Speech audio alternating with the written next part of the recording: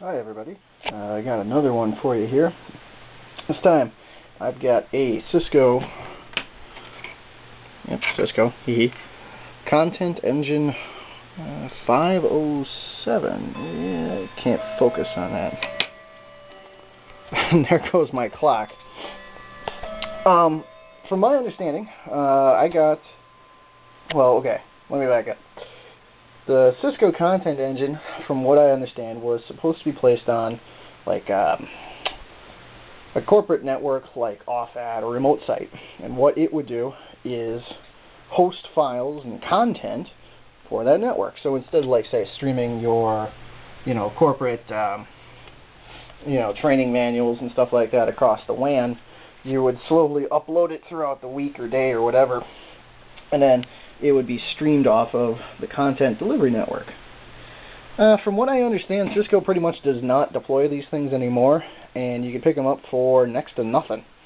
I got this one literally brand new, never been used, still in the original Cisco box, shipped to me for like $50.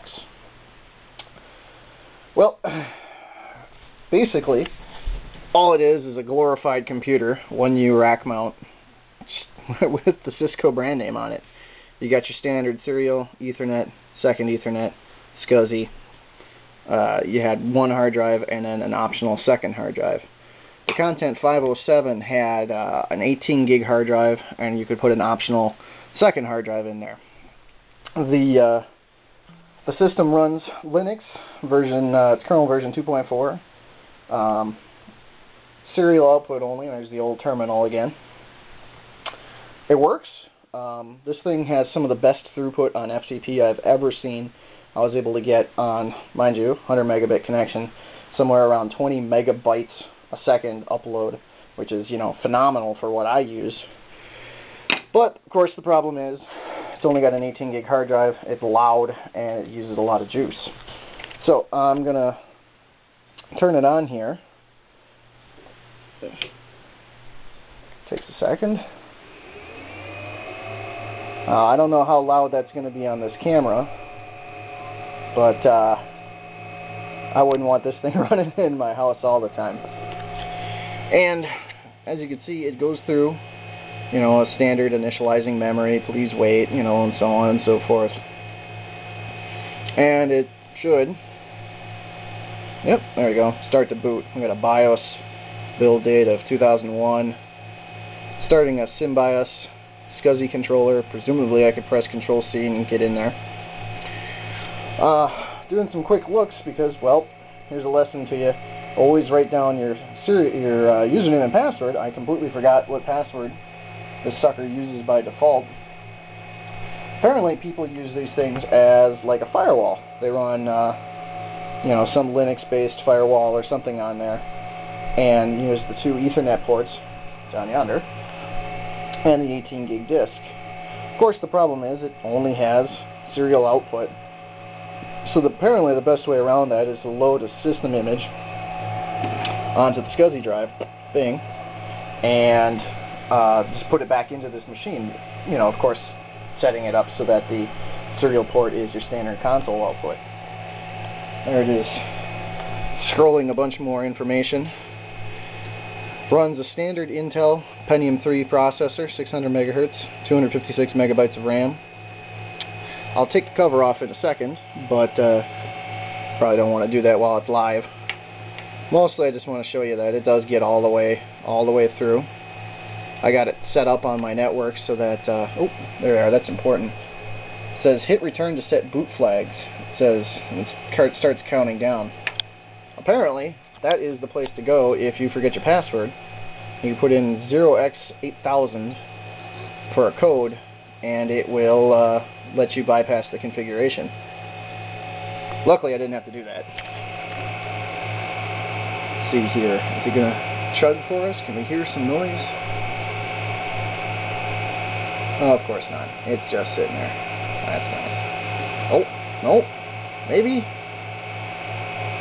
No? Alright. Nuts to you then. Oh. Uh-oh. No. Okay. That's enough of that. Oh, there we are. Haha.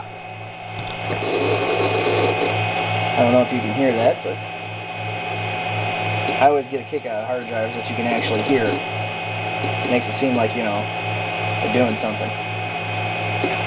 And, hey, look at that. We are down at the username prompt. Yeah, I don't know what that's all about. It says someone is trying to kill with PID of 0. Kill what? I don't know. PID usually means... Well, PID 0 means something important. I can't remember what, but... Well, anyway, you hit return. The default username is admin. Yep, that's right. And the default password is default. Remember, kids, write your password down. Otherwise you forget. And there it says, press return to get started. Pretty much looks like iOS at that point, but it's not. You have commands like ls, which is definitely not iOS. And, oh, what was the other one? I think cat is on there. Alright, maybe not. The most annoying thing, though, is that it has no concept of paging. Oh, yeah, it has the who am I and rmdir and pwd and things like that. You know, a lot make dir, make file, a lot of Linux-based file commands. Annoyingly, it won't let me drop down to like a root or something like that. There's no SU. You know, so I can't log in as the root user. So, in a way, the operating system on here, pretty much not worth it, but kind of neat in a way too. So I'm going to do a reboot, or reload, there we go. And, yep, I do. And apparently it's doing a shutdown in progress. As far as I know, you don't have to do this. And there we are with the initializing memory again. And I'm going to power it off.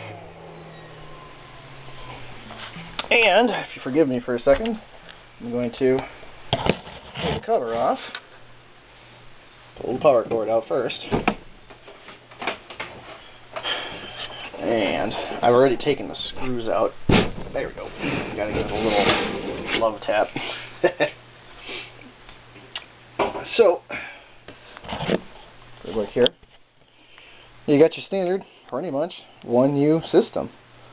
Hard drive, Pentium 3 processor, 256 meg module, power supply, the array of fans which make a huge ruckus.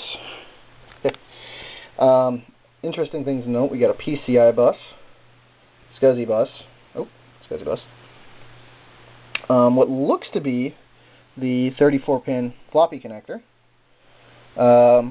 Who knows what that is? That's a 10-pin connector there. What looks to be a 40-pin IDE connector. 2 4-pin connectors. The J2, which looks to be, what is that, 15, 16 pins? Which I think is parallel port, if I remember my old DOS machines that well. And then, you know, you got your standard Cisco fan connectors and that sort of good stuff. So, it's kind of a neat system. Not terribly useful for me, but hey, $50, got a pretty good kick out of it. But yeah, SCSI hard drive. Basically, you just remove those 2 screws, and the whole thing slides out on a tray. So, that, in a nutshell, is the Cisco Content Engine 507.